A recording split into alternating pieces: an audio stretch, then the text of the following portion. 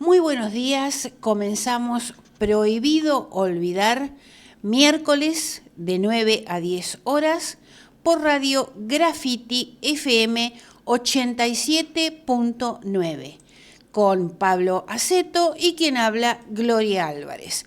Vamos a saludar ahora a Pablo Aceto. ¿Qué tal, Pablo? Buenos días. Muy buenos días en esta media mañana de Radio Graffiti, como nos gusta decir, en el Ecuador de la semana. Estamos, bueno, la semana pasada tuvimos un problema técnico. Ah, sí, es verdad. Aclaremos, es cierto. Repetimos el programa, pero solucionado. Repetimos dos programas porque también el del viernes, salvo el informativo criollo, que ese es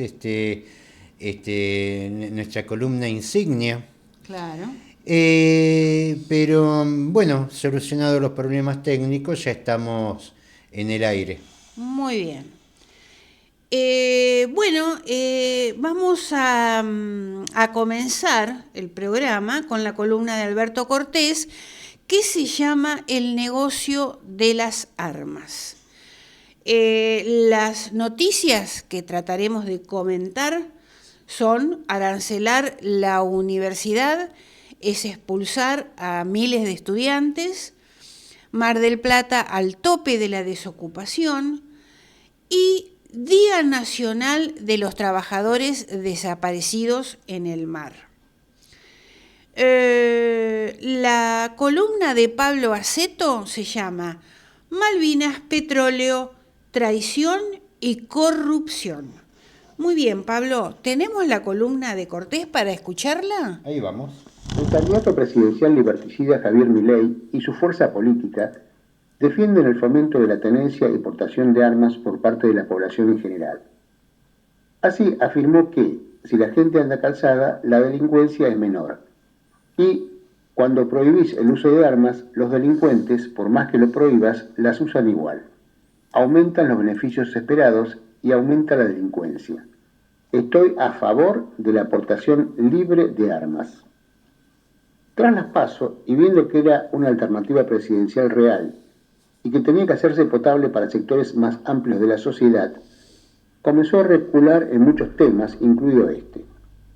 Así, cuando en el programa Somos Buenos de TN le preguntaron: la aportación de armas, que es un tema que usted instaló en la campaña, ¿lo va a implementar pronto?, respondió: yo no lo instalé en la campaña, ni siquiera está en la plataforma. El punto 17 de la plataforma de su partido reza: sobre la tenencia de armas de fuego planteamos la desregulación del mercado legal y proteger su uso legítimo y responsable por parte de la ciudadanía. Su candidato en Tucumán, el hijo del genocida Bussi, hizo un spot de campaña en el que aparece practicando tiro al blanco y luego expresa: que la próxima vida que se pierda no sea la tuya. Defendamos a nuestra familia de los delincuentes. Sí a la aportación legal y libre de armas. En los Estados Unidos, en 1791, la segunda enmienda a la Constitución estableció que el derecho del pueblo a poseer y portar armas no se violará.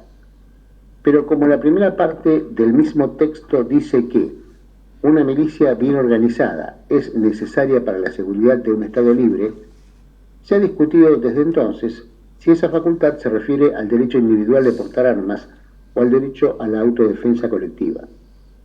Además, fue sancionada a pocos años del fin de la Guerra de Independencia y cuando mantenían y abrían numerosos conflictos con los pueblos originarios vecinos y en general con todos los actores a los cuales en los 100 años siguientes les arrebatarían o comprarían tierras hasta multiplicar por 9 la superficie del país. Que gran parte de la población, en especial en las zonas de frontera, estuviera armada, tenía una lógica muy diferente de la actual. Al desatarse la Segunda Guerra Mundial, Estados Unidos no habían logrado aún salir de los efectos de la crisis de 1929. Había una opinión pública y un Congreso contrarios a involucrarse en la guerra hasta el ataque japonés a Pearl Harbor en diciembre de 1941. El presidente Roosevelt diseñó anteriormente mecanismos para eludir hasta cierto punto la neutralidad y la oposición parlamentaria y ayudar de todas formas al esfuerzo bélico de Gran Bretaña, único país de Europa Occidental que había escapado hasta allí a la ocupación nazi-fascista sin tener un gobierno afín al eje. Después de Pearl Harbor, no solamente se incrementó exponencialmente el número de miembros de las Fuerzas Armadas, sino que también se desarrolló velozmente una gran industria bélica para proveer tanto a esas Fuerzas Armadas como a las de otros aliados, incluida especialmente la Unión Soviética, cuya supervivencia era esencial para que Hitler no se volviera invencible.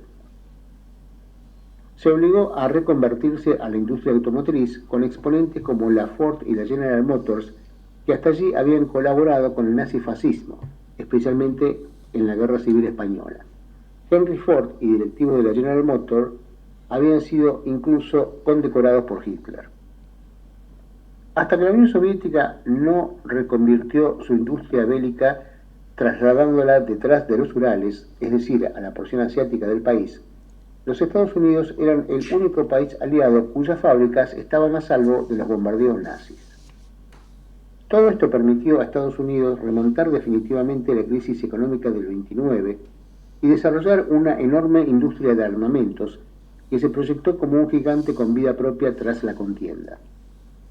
La manipulación de la Convención Demócrata de Chicago de 1944, desplazando al muy popular y pacifista vicepresidente Henry Wallace de su casi segura reelección y reemplazándolo por el oscuro senador de Missouri Harry Truman, influyeron probablemente en forma decisiva para que, derrotada Alemania y muerto Roosevelt, Estados Unidos utilizaran innecesariamente la bomba atómica contra Japón.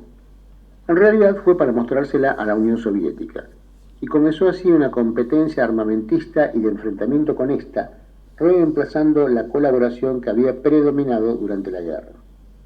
Generaciones de estadounidenses han sido formados bajo el mito de que la única alternativa a la bomba A habría sido una muy sangrienta invasión del Japón. Comenzó así una carrera, una de cuyas consecuencias fue denunciada por el general Dwight Eisenhower en su histórico mensaje de despedida de la presidencia en 1961, cuando desnudó la existencia de un complejo militar industrial constituido por militares y empresas contratistas de la defensa que bregaban y bregan porque el país mantenga inmensos y costosos arsenales que nutren las ganancias de esas empresas y el poder de esos militares. El presupuesto militar de los Estados Unidos fue el año pasado de 877.000 millones de dólares, colaborando decisivamente con su gigantesco déficit presupuestario que debería más que horrorizar a Milei, se hablará de ello. El 39% del total mundial y el triple del de China, segundo país de la lista, pero con una población más de 4 veces mayor. Supera además a la suma de los 11 países que le siguen. Es también el mayor exportador de armas, 36% del total mundial, seguido por Rusia, Francia, Alemania y China. Israel es también importante fabricante.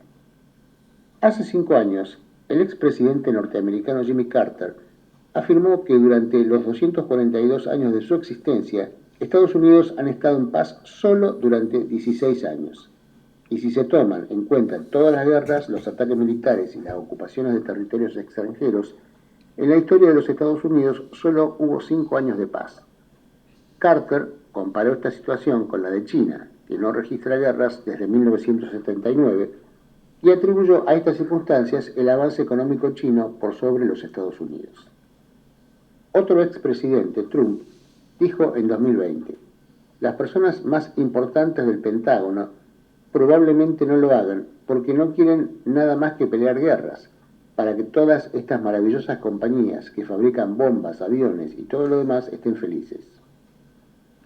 Algunos críticos del constante flujo de recursos hacia Ucrania para alimentar una guerra instigada por la OTAN, en especial desde el golpe de Estado de 2014 en ese país, propiciado por Estados Unidos en alianza con los neonazis locales, en el caso del estado de Texas, han sido fuertemente cuestionados, por ejemplo por los defensores de la nueva fábrica en la ciudad de Mesquite, en ese estado, donde se producirán proyectiles de artillería para el ejército ucraniano.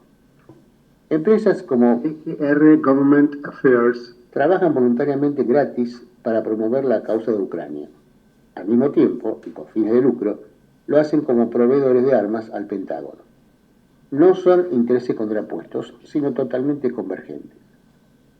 Toda esta enorme y creciente bola de gastos en defensa necesita permanentemente de guerras como la de Ucrania y otras para destruir las armas que tienen en sus almacenes, ensayarlas en situaciones reales de combate y recibir luego otros jugosos contratos para nuevas armas que pagarán en parte los contribuyentes estadounidenses y en parte países como Ucrania endeudándose.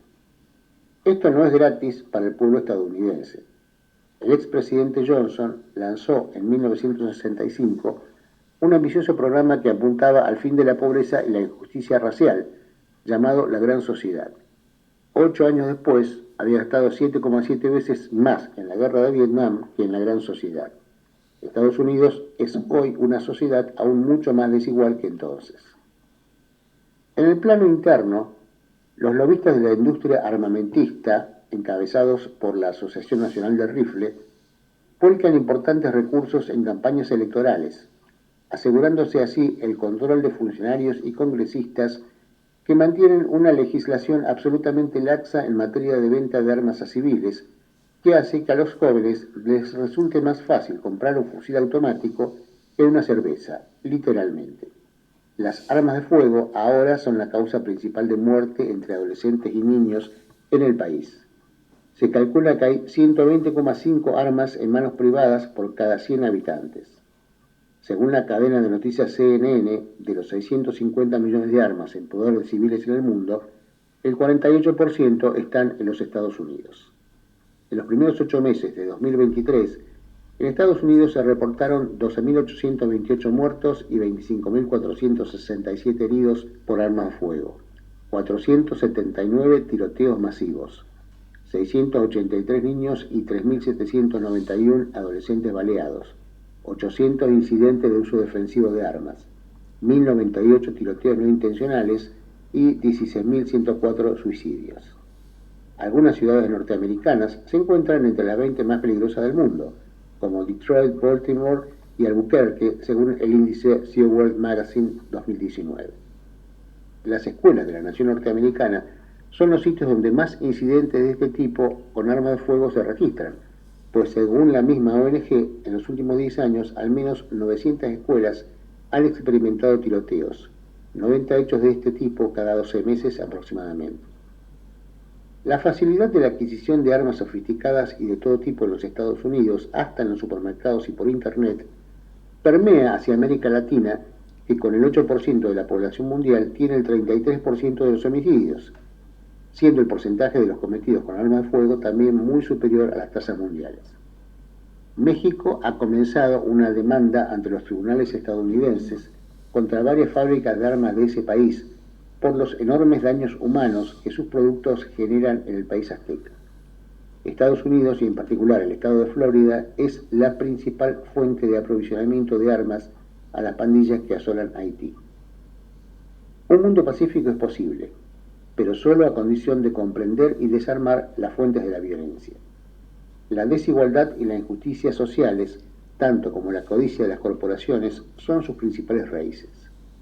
La proliferación armamentista, tanto de países como de individuos, una de sus principales condiciones. Propuestas como la de Milei claramente no son el camino para resolver estos problemas, sino para agravarlos.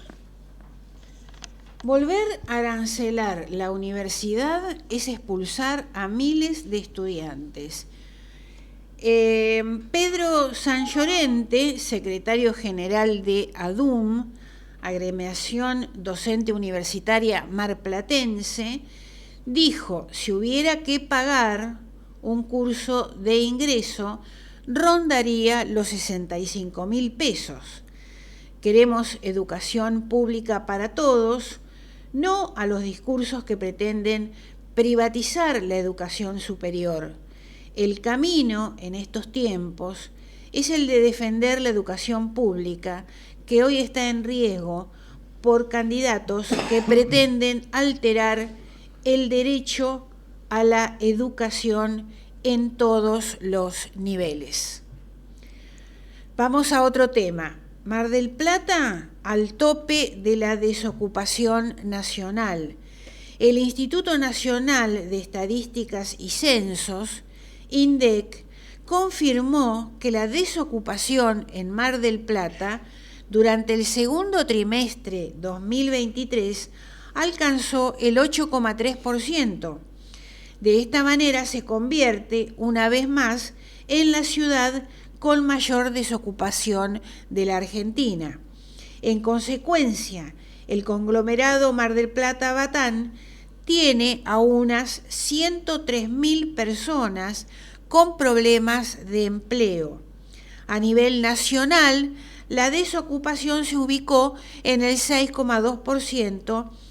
El año anterior, 2022, para el mismo periodo, fue de 6,9%. Hay algo que evidentemente es estructural en Mar del Plata.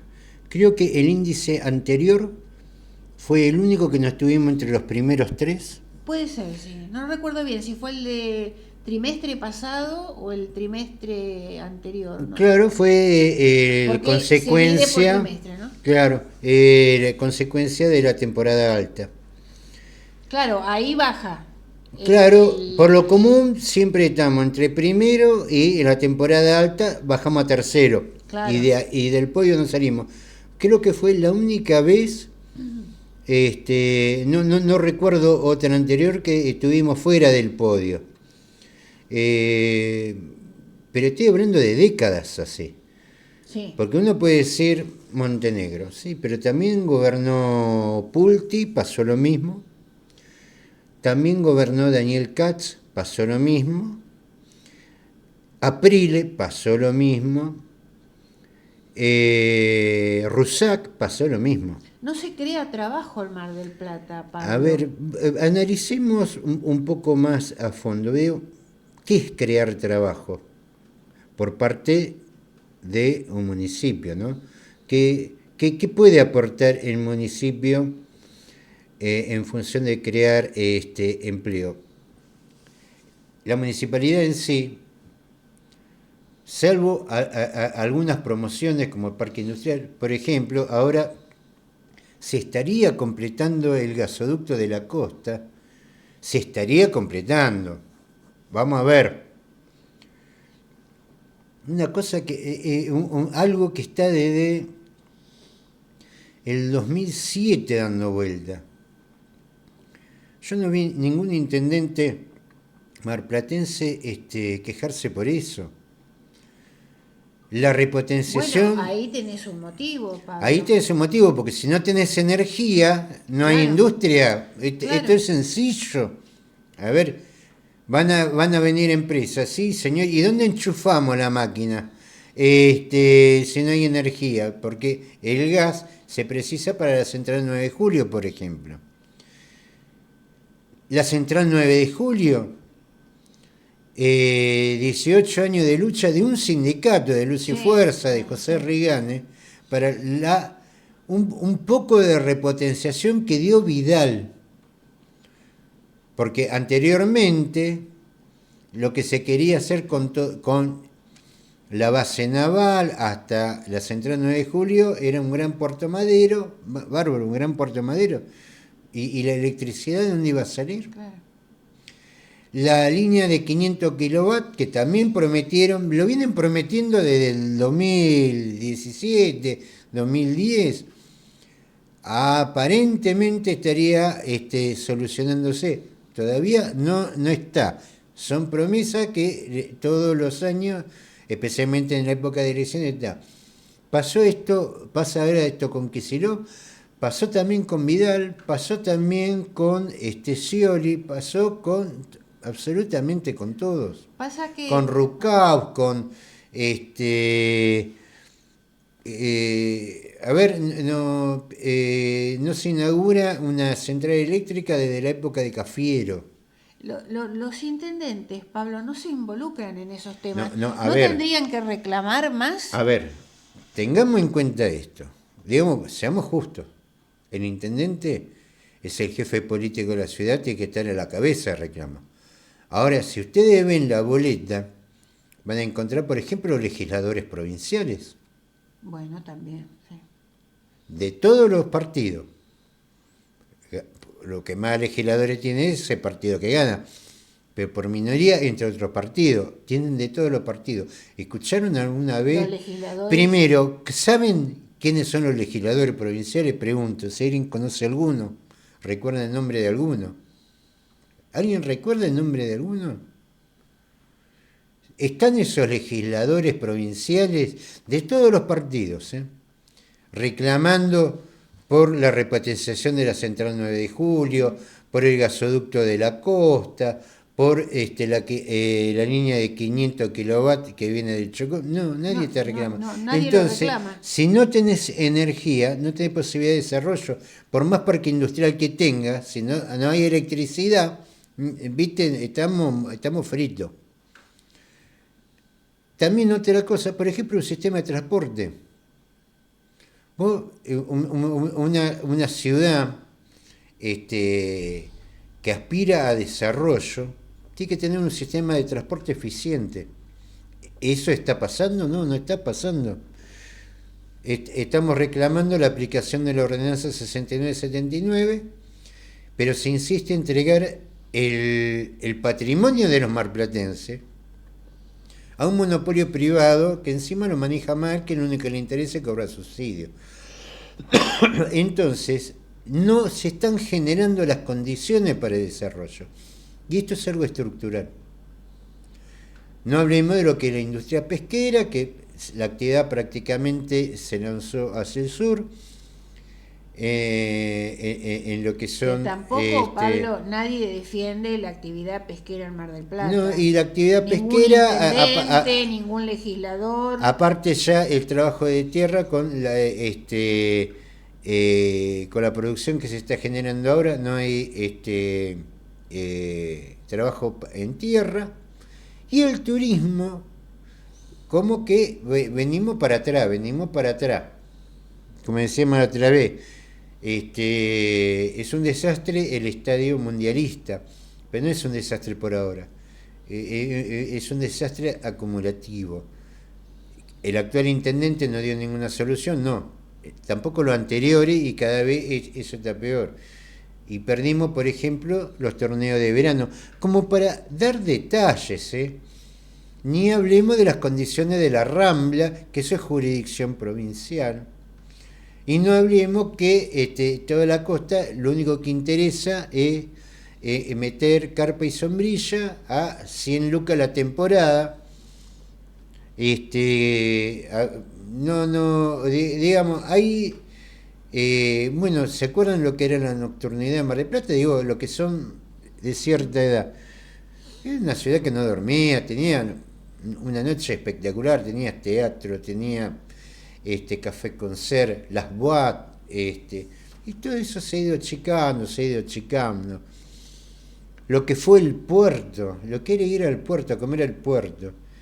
Vayan al puerto ahora, es todo lúgubre. Cerraron los bancos y no existe más nada. No, encima... Y los bancos cierran a las 3 de la tarde. Sí, una ciudad poco iluminada, que uno dice, bueno, ¿qué importancia tiene eso? Claro, pero no, todo hace. Calle 12 de octubre, sí. La gastronomía era espectacular y había movimiento, y lógicamente movimiento da luz porque el negocio, claro, encendido, no era solamente el farol de la calle. Pero decidieron hacer esa encerrona ahí en el centro comercial del puerto. Mataron el puerto. Y mataron porque la gastronomía lo que hace es le da trabajo a todo el resto del comercio. Ahora, ¿qué pasa? Encerrados ahí en un centro comercial, el resto del comercio que se desarrollaba gracias a la gastronomía, todo eso murió. Digo, son cosas que se han ido acumulando, que que es estructural ya. Digamos, hay que desarmar todo eso y armar, por lo menos en la visión de lo que era la Mar del Plata de los 70 hasta los 80, volver un poco a esa ciudad, porque también estamos perdiendo turismo. Sí. Y antes vos tenías la ruta 12 y el ferrocarril, ahora el ferrocarril tarda 6 horas y autopistas hay en todos lados, y los autos tienen otra autonomía, no es lo mismo. Muy bien, cambiamos de tema. 17 de junio, Día Nacional de los Trabajadores Desaparecidos en el Mar. Después de tener media sanción el proyecto de ley que busca declarar el 17 de junio como el Día de los Trabajadores Desaparecidos en el Mar, en memoria de las víctimas del repunte y de otras tragedias ocurridas en el mar, Gabriela Sánchez, hermana de Gustavo Sánchez, uno de los tripulantes fallecidos, el capitán del repunte, claro, en el hundimiento, dijo que siempre, para todo camino, hay que dar un primer paso. Y creemos que este es un gran primer paso. Ahora debe ir a la Cámara de Senadores, que se apruebe y ya tendríamos la ley. Se necesita un cambio cultural, dice Gabriela Sánchez. Los argentinos debemos mirar el mar y verlo como parte del territorio. Esta es una gran verdad, porque en realidad, como se dice comúnmente, estamos de espaldas al mar nosotros. Sí, no, aparte si escuchás, estamos en campaña electoral eligiendo presidente de la República. Sí. No es que estamos eligiendo un concejal. Nadie habló del mar. No. Bueno, no. A ver, de entre no sé, discutir. Uno quiere acabar el kirchnerismo, el otro quiere dinamitar el Banco Central, sí. La otra no está es una estudiantina, el cordobés está preocupado por el kilo de papa y Massa está las 24 horas dando anuncios. Cerramos los ojos, cuando lo abrimos hay 2 anuncios más, y viste, todo chiquitaje. Seamos realistas, todo chiquitaje. Estamos discutiendo aportación de armas. Estamos discutiendo dolarización cuando no tiene dólares. Estamos discutiendo tonterías. Y no se discuten lo que es prácticamente lo que es a nivel continental el otro territorio, que es el marítimo. Uh-huh. Justamente hoy la columna trata de eso. Muy bien. Cineastas argentinos protestan contra Milei en el Festival de San Sebastián. Representantes de las 25 producciones argentinas presentes en el Festival de San Sebastián protestaron este domingo pasado contra el ultraderechista Javier Milei. Los cineastas expresaron su preocupación por los dichos del candidato de cerrar el Instituto Nacional de Cine y Artes Visuales, el INCA. El Festival de San Sebastián mostró su apoyo al cine argentino, al INCA y al resto de las instituciones culturales del país.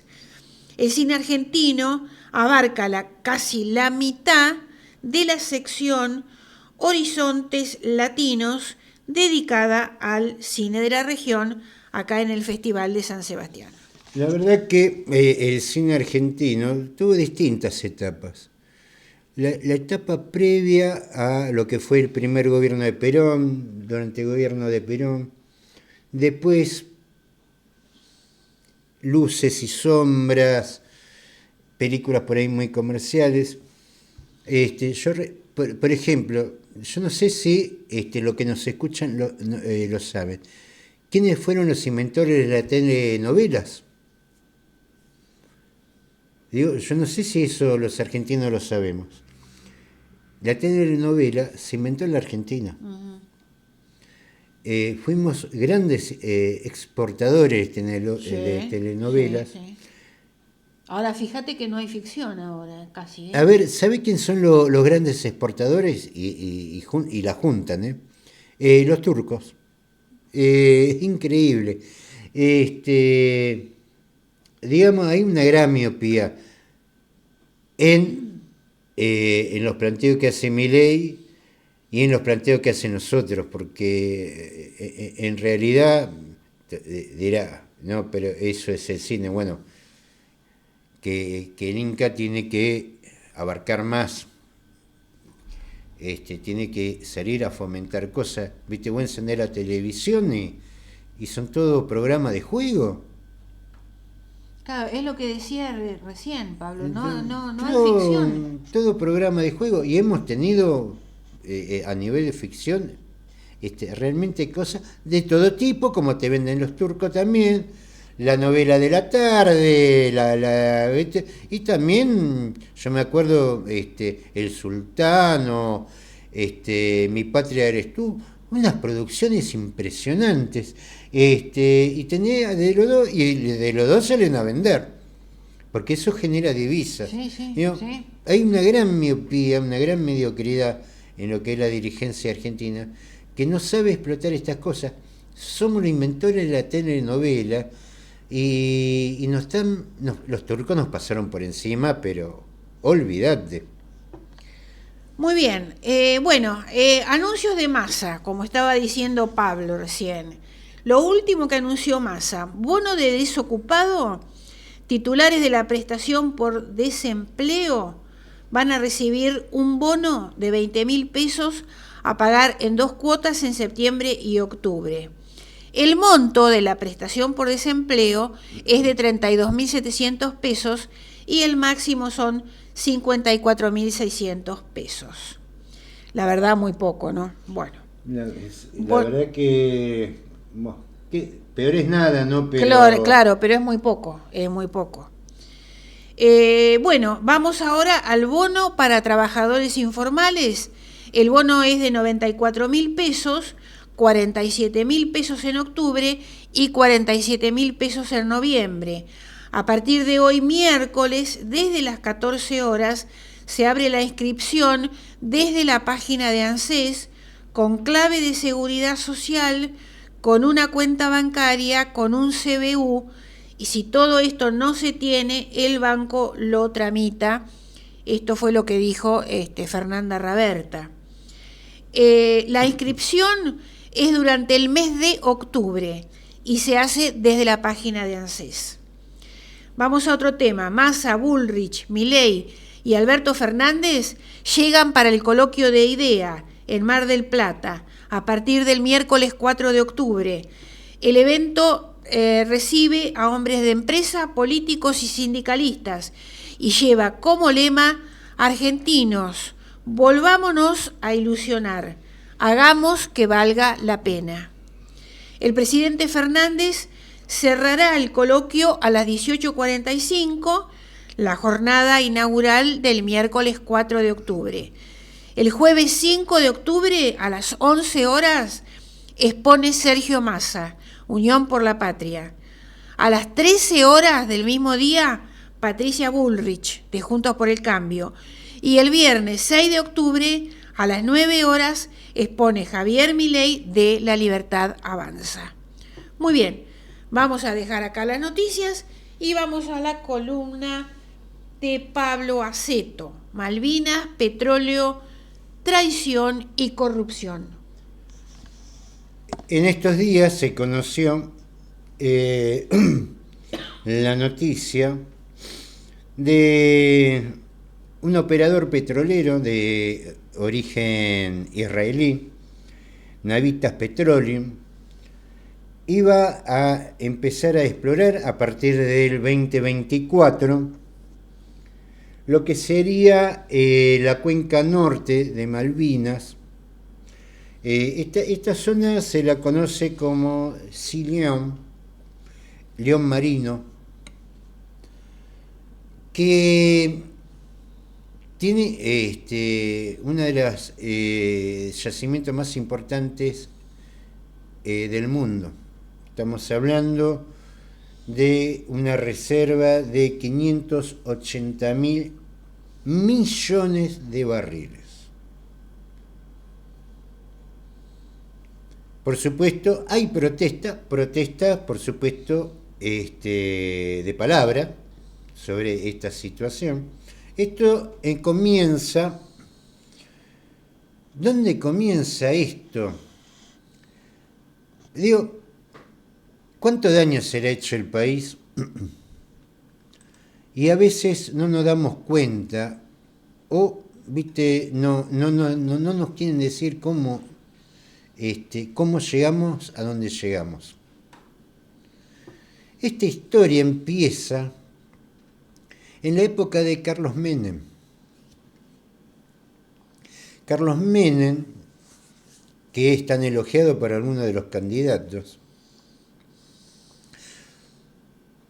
firma en Madrid lo que se conoce como el Pacto de Madrid, una serie de cuestiones,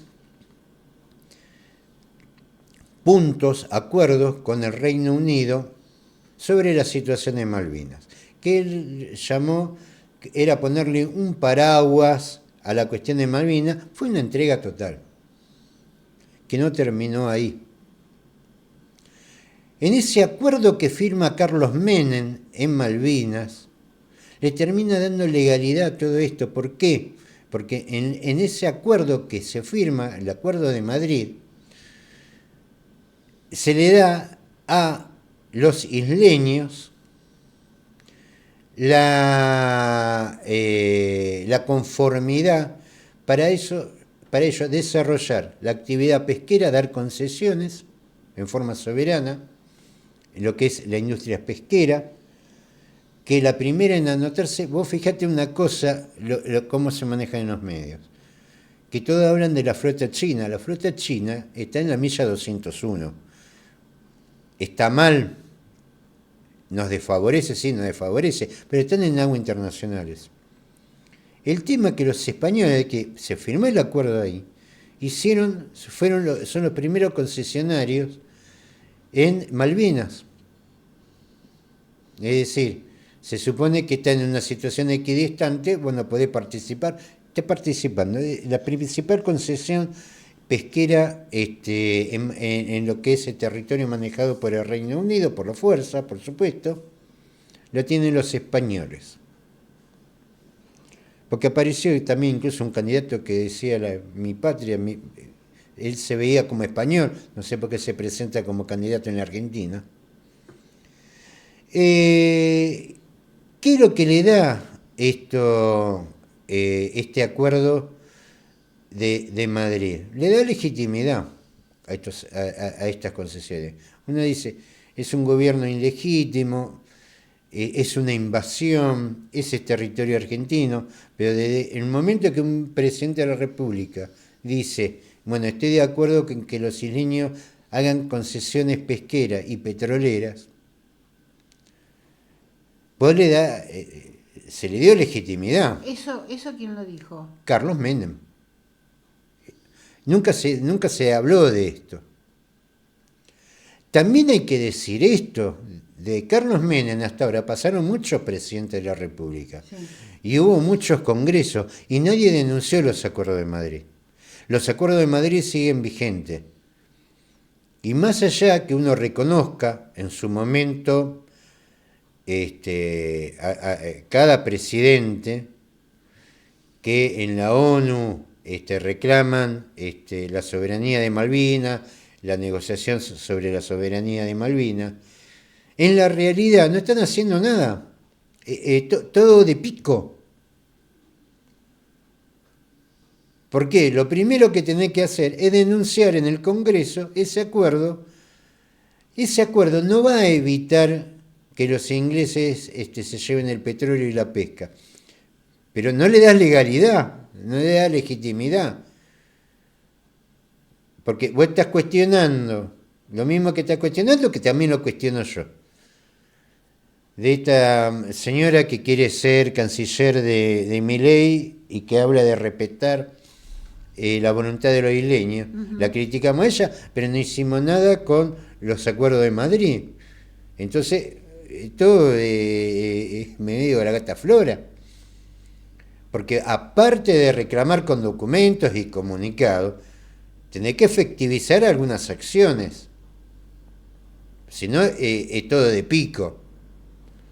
Los ingleses dicen, ¿y qué hablen? ¿Cuál es el problema? Me llevo la pesca, me llevo el petróleo. Ahora, si vos vas y te quejás de la extracción de petróleo, bueno, ustedes firman un acuerdo donde están de acuerdo que nosotros hagamos esto. Entonces, ¿qué legitimidad estamos reclamando? Primero tenés que denunciar el acuerdo de Madrid. Y después de denunciar a los españoles, que siendo mediadores en el acuerdo, terminaron arreglando con los ingleses. 580.000 millones de barriles. ¿Desde cuándo se sabe esto? Se sabe desde los años 70. La YPF estatal, antes que el menemismo y sectores del kirchnerismo, entre ellos Kirchner, los Kirchner, privatizaron YPF, tenía una campaña offshore a través de una plataforma que se llamaba la plataforma Mosconi, que creo que era de origen portuguesa, que se utilizó no para la extracción de petróleo, pero sí para estudios. En esa época avanzó mucho YPF en los estudios, por ejemplo en la cuenca del Salado, que derivó, por ejemplo, en las concesiones que conocemos ahora frente a Mar del Plata, a 300 kilómetros, como les gusta decir, de la costa de Mar del Plata. La cuenca del Salado y también territorio marítimo cercano a Malvinas, donde antes se tenía más acceso, no estaba tan militarizado. 580.000 millones de barriles, estudios descubiertos por YPF. ¿Y qué pasó? Y también pasó en la época de Menem. Menem privatiza YPF. En la privatización, todo el capital de YPF pasa a Repsol, es decir, el capital material y también el conocimiento. El tema que Repsol también es socia de la British Petroleum. Entonces, hoy ellos hacen concesiones petroleras en Malvinas, con estudios que hicimos nosotros con nuestra vieja YPF. Hasta ese punto fue la traición de Menem.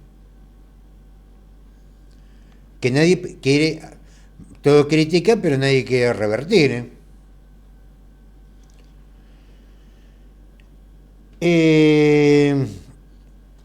La idea de la explotación, se había hecho una concesión en el 2010 que la había ganado Rockhopper, una empresa inglesa que es la que está operando ahí, que con los distintos vaivenes de los precios del crudo no avanzó en el tema de inversiones. Si bien hay mucho petróleo, pero está en aguas profundas, es decir, es cara la extracción. Claro. Entonces, lo que necesitan es un precio alto del petróleo, estable, porque si bien subió, bajó, se precisaba un precio estable, alto. Y esto se consiguió con la guerra de Ucrania. Hoy está en 90 y pico el barril, para extraer en la zona de Silión, que la cuenca norte de Malvinas, se precisaba por lo menos un barril de 50, 55, para que valiera la pena la inversión. Ahora está cerca de 100, el precio está espectacular. Rockhopper, sobre lo que es esta cuenca, Silión, León Marino, que está casi al borde de lo que es el dominio del Reino Unido, le cede a Navitas Petroleum el 60% de las acciones de esa concesión. Se quedan con la del este y la del sur, que también se sabe que tiene importantes reservas. ¿Con qué se compara ese yacimiento? Con Cerro Dragón, en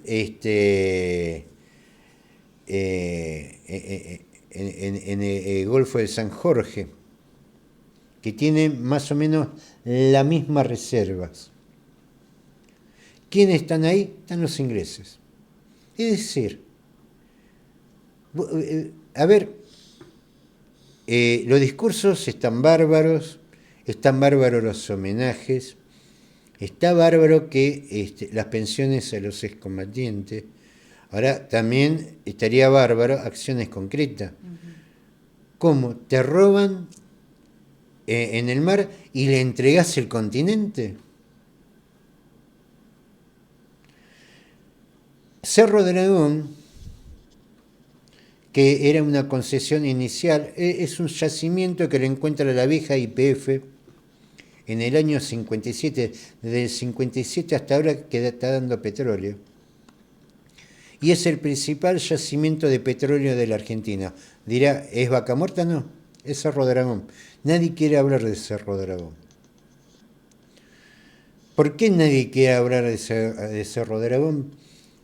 Porque Cerro Dragón es una concesión que en su momento Arturo Illia anula por contradecir. Es una concesión que empieza las privatizaciones, el modelo privatizador empieza con Frondizi, y es un contrato que Illia anula por contradecir, por ser contradictoria esa concesión a lo que era el código de minería de esa época, y que le costó el gobierno. Yo estoy cansado de escuchar que Illia era honesto, que era democrático. Illia era un estadista.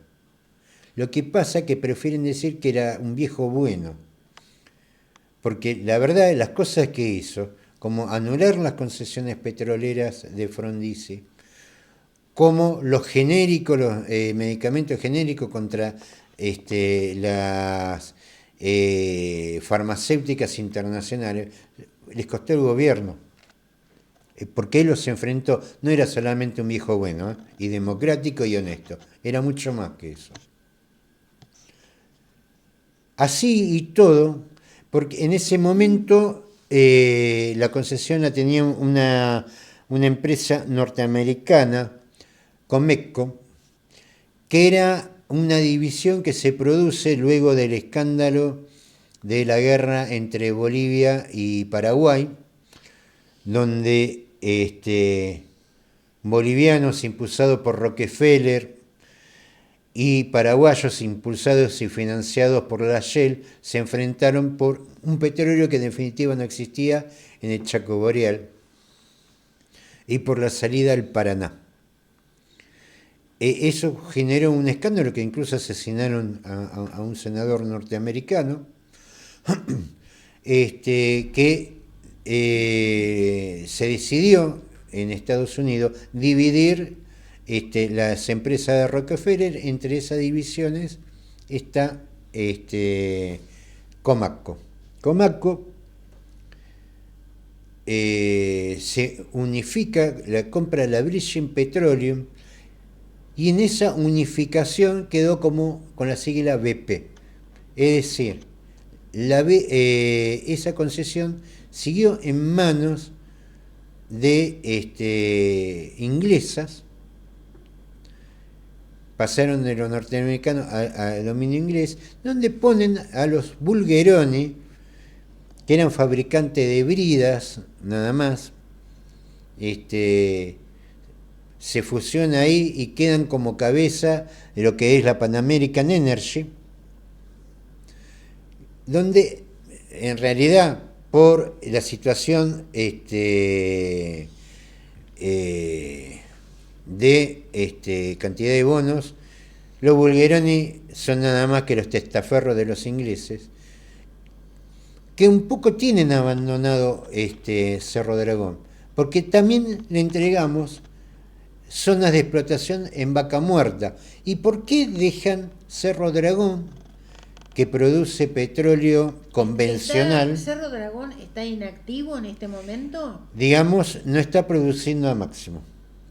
¿Por qué? porque prefieren ir a Vaca Muerta porque encima ahí el gobierno le da subsidio. Encima le damos plata.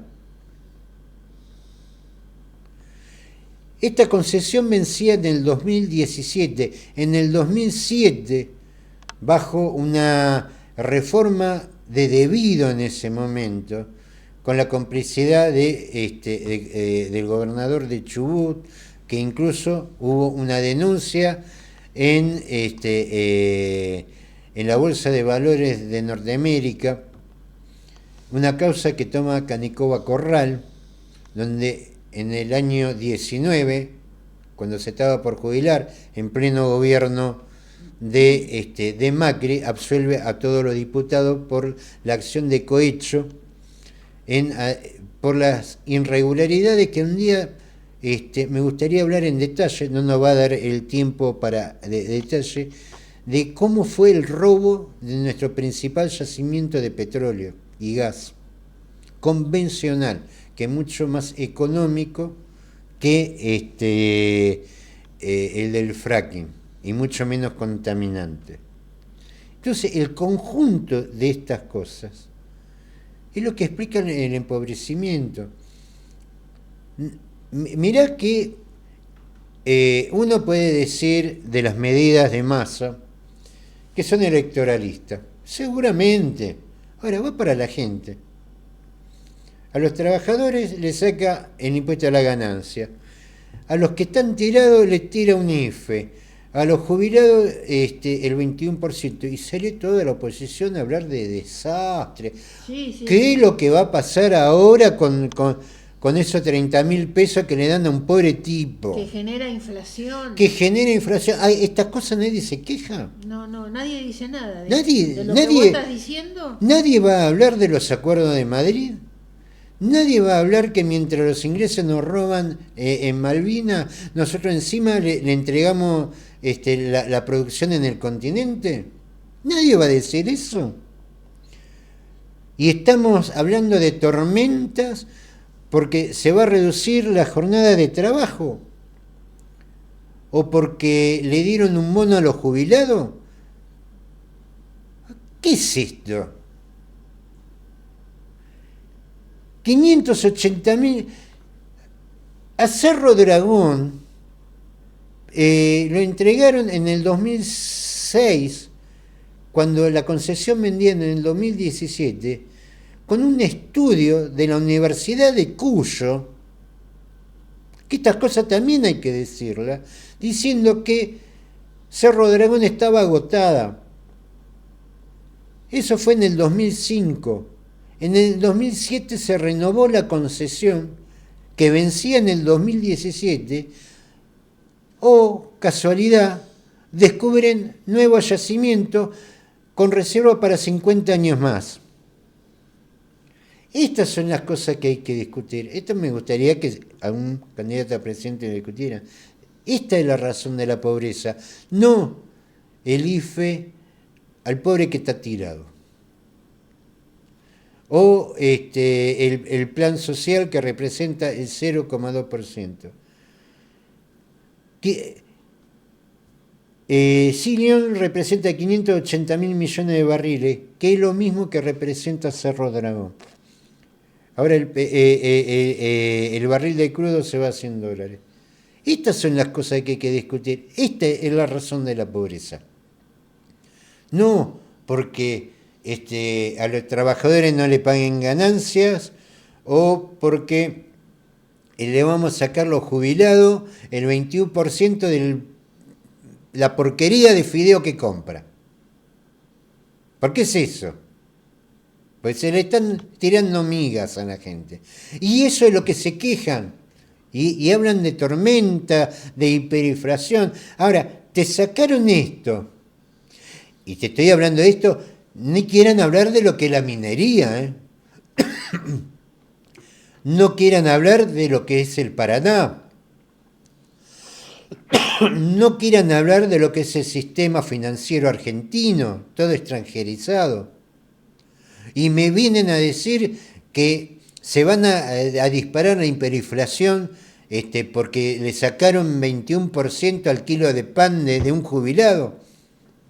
Francamente, Esta es la razón de la pobreza. Tanto este saqueo como también la mediocridad, la miserabilidad de una dirigencia política que realmente, como envidio a los africanos. Muy bien, nos vamos. Nos volvemos a encontrar el miércoles que viene de 9 a 10 horas. Pero este viernes de 19 a 20 horas estamos con Casi Sábado por FM Graffiti 87.9. Nos despedimos con un tema musical, como siempre. Vamos a escuchar a Rubén Blades, Creo en ti. Saludos para todos.